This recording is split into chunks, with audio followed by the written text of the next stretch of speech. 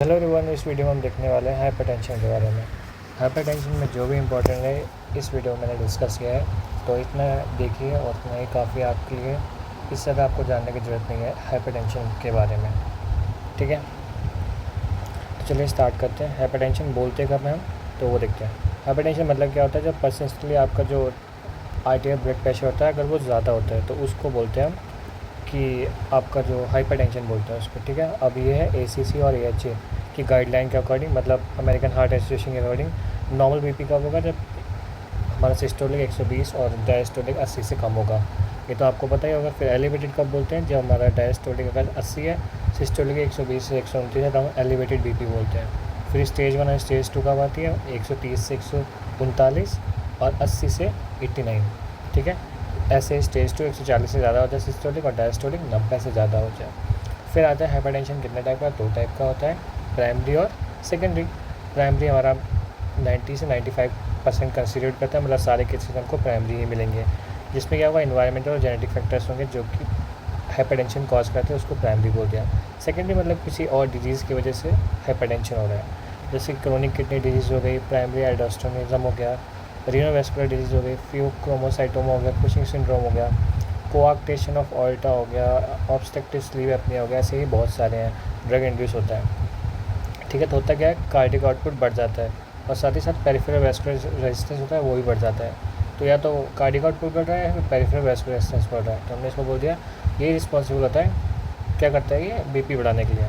तो ये sympathetic system nervous system को इन्वॉल्व करता है, जिससे कि इसका एक्टिवेशन होता है, जिससे कि सिम्पैथेटिक एक्टिवेट होगा तो क्या, हार्ट रेट बढ़ जाएगा और कार्डियक आउटपुट बढ़ जाएगा, ठीक है। साथ ही साथ जो हमारा रास होता है वो डिसरेगुलेट करने लगता है, मतलब हमारा जनरली क्या होता है, जब बीपी कम होता है तो क्या होता है, रास एक्टिवेट होता है, लेकिन अब बीपी बहुत ज़्यादा हो रखा है तो इसलिए क्या, रास भी डिसरेगुलेशन में अंदर परफॉर्म करता है। फिर आता है एंडोथेलियल डिसफंक्शन। एंडोथेलियल डिसफंक्शन होगा तो इंजरी के चांसेस ज़्यादा रहेंगे, क्योंकि ब्लड प्रेशर होगा तो प्रेशर ज़्यादा पड़ता है, इसलिए एंडोथेलियल डिसफंक्शन के चांसेस जो होते हैं वो बढ़ जाते हैं। साथ ही साथ सोडियम रिटेंशन होने लगता है और स्ट्रक्चर वैस्कुलर चेंजेस भी देखने को मिलते हैं, जिसमें रीमॉडलिंग और स्टिफनिंग होने लगती है। तो इससे क्या होता है, और भी सारे बहुत सारे होते हैं जो ये डिजीज़ कॉज कर सकता है हाइपरटेंशन। तो हाइपरटेंशन लाइफ थ्रेटनिंग भी हो सकती है। क्लिनिकल फीचर क्या है, जनरली एसिम्प्टोमेटिक रहता है, और हम क्या करते हैं, बीपी नापते तो पता लग जाता है कि बीपी ज़्यादा आ रहा है, तो वही क्राइटेरिया जो था उसके अकॉर्डिंग बताया था कि इसको एलिवेटेड बीपी है या नहीं है, हाइपरटेंशन है नहीं है, तो वैसे पता लगा लेते हैं। फिर अगर मान ली सिम्टम आए तो क्या आएगा, हेडेक होगा, लेकिन हेडेक कहाँ होगा, पीछे की साइड होगा, ऑक्सीपिटल रीजन में होगा, डिजीनेस होगी, पैल्पिटेशन होगा, ब्लड विजन होगा और एपिस्टेसिस, नाक से खून भी कभी कभी आ सकता है, बहुत रेयर केसेस में। फिर क्या होता है, जो ऑर्गन है उसमें डैमेज स्टार्ट होने लगता है, जब सीवियर केस हो जाता है ऑर्गन डैमेज स्टार्ट होने लगता है। जैसे कि हार्ट होगा तो लेफ्ट वेंट्रिकुलर फेलियर हो सकता है, कोरोनरी आर्टरी डिजीज़ हो सकती है, हार्ट फेलियर हो सकता है, ब्रेन में स्ट्रोक हो सकता है, ट्रांसजेमिक इश्चेमिक अटैक हो सकता है, कॉग्निटिव डिक्लाइन हो सकता है, किडनी में प्रोटीनियर हो सकता है, सीकेडी हो सकता है, और आँखों में हाइपरटेंसिव रेटिनोपैथी हो सकती है। ये सारी चीज़ें याद करने वाली हैं, आप मेजर एक दो याद कर लेना कि किडनी में, हार्ट में और आइज़ में क्या क्या होता है।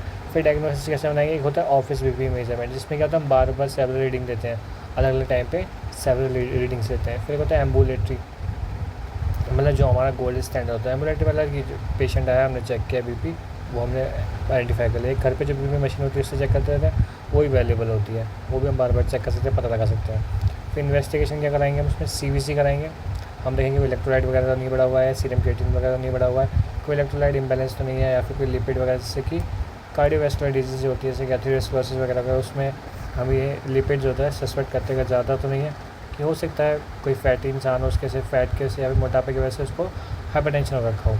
ग्लूकोज हो गया, ECG हो गया, लेफ्ट वेंट्रिकुलर फेलियर चेक करेंगे, यूरिन एनालिसिस, कोई प्रोटीन वगैरह लॉस तो नहीं है, प्रोटीन यूरिया वगैरह तो नहीं है। फिर फंडस एग्जामिनेशन करेंगे, आँखों के लिए रेटिनोपैथी चेक करने के लिए, हाइपरटेंशन रेटिनोपैथी चेक करने के लिए फंडस एग्जामिनेशन करते हैं। अब ट्रीटमेंट क्या रहता है, हमारा जो बीपी है वो 130 बाय, मतलब सिस्टोलिक 130 और डायस्टोलिक 80 से कम रहना चाहिए। इसके लिए क्या life style modification first line treatment होता है। उससे बोलेंगे एक्सरसाइज करो, डैश डाइट लो, क्या क्या करोगे, स्मोकिंग वगैरह छोड़ दो, अल्कोहल वगैरह ये सब चीज़ें छोड़ दो। तो डैश डाइट हो गया, लो डाइट हो गया, rich in fruits and vegetables होता है, लो सॉल्ट। वेट लॉस करो, अगर वेट ज़्यादा हो रखा है तो सोडियम रेस्ट्रिक्शन, मतलब नॉर्मल कितना रिकमेंडेड होता है, 5 ग्राम रिकमेंडेड होता है, तो हमको 2.4 ग्राम से भी कम लेना है। एक्सरसाइज करो, अल्कोहल करो और लिमिट करो, और स्मोकिंग मतलब स्मोकिंग को बंद कर दो। फिर क्या रहेगा, फार्माकोलॉजिकल ट्रीटमेंट, इसमें क्या देते हैं, ACE inhibitor angiotensin converting enzyme देते हैं, इसमें इनारापिल, रैमिपिल ये सब आ जाएगा। फिर आता है एंजियोटेंसिन रिसेप्टर ब्लॉकर, लोसार्टन, कैंडिसेप्टन, वल्सार्टन ये सब आ जाएगा। इसमें प्रिफर्ड कौन सी है, लोसार्टन। इसमें एस इनहिबिटर में रैमिपिल। फिर थायाजाइड डायरेक्टिव में कौन प्रीफर करता है, हाइड्रोक्लोरोथायाजाइड। फिर कैल्शियम चैनल ब्लॉकर दे सकते हैं, एम्लोडिपिन। ठीक है, तो फर्स्ट लाइन अगर हम ड्रग की बात करें तो 4 ड्रग आ जाएंगे, ACE inhibitor, ARB, thiazide diuretics और कैल्शियम चैनल ब्लॉकर। अदर कौन से हैं कि बीटा ब्लॉकर, जिसको सेलेक्टिवली यूज़ करते हैं। फिर अल्फा ब्लॉकर, सेंट्रल एजेंट्स हो गए जो सेकंड लाइन होते हैं। फिर आता है हाइपरटेंसिव इमरजेंसी, क्या होती है, लाइफ थ्रेटनिंग कंडीशन होती है, इसमें क्या होता है, BP 180 और Y 120 हो जाता है।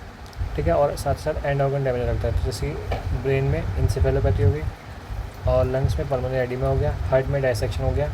और रिक्वायर इसमें एंड IV एंटी हाइपरटेंसिव देना पड़ता है, तो क्या देते हैं, लेविटोल और नाइट्रोक्लोसाइड देते हैं। ठीक है, फिर एक होता है हाइपरटेंसिव अर्जेंसी, इसमें क्या होता है, सेम होता है बट इसमें एंड ऑर्गन डैमेज नहीं होता है, जैसे सीवियर BP होगा but without acute target organ damage. इसमें क्या ओरल एजेंट है, उससे काम चल जाएगा। लेकिन ऊपर वाले में क्या था कि हम IV दे रहे थे, इसमें ओरल से काम चल जाएगा, इसमें IV देना पड़ेगा। प्रोग्नोसिस क्या है, अगर मान लिया अनट्रीट रखा जाएगा तो स्ट्रोक, MI, किडनी फेलियर सब चलने के चांसेस रह सकते हैं।